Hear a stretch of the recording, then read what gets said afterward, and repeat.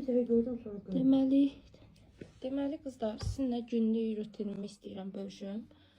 Çox suallar gəlir bu barədə, gündəlik həyatım barədə. Deməli qızlar, səhər tezdən oyanıram. İlk öncə çıxıram, biraz hava alıram, yürüyüş edirəm. Daha sonra marketdən. Daha sonra... Deyəndəm deyəm. Elə maraqlı olur da izləyəcəm. Daha sonra gəlirəm evə, yoldaşım qaynanam yatmış olur. Çünki mən çox tez saatlarda oyanıram.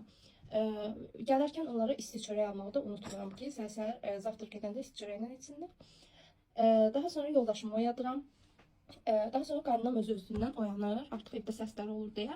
Bu arada mən, onlar hazırlaşana qədər mən də süfrəni hazırlayıram ki, zavtraq eləsinlər. Daha sonra əyləşirlər birlikdə. Mən səhər yeməyi yemirəm bildiyiniz kimi.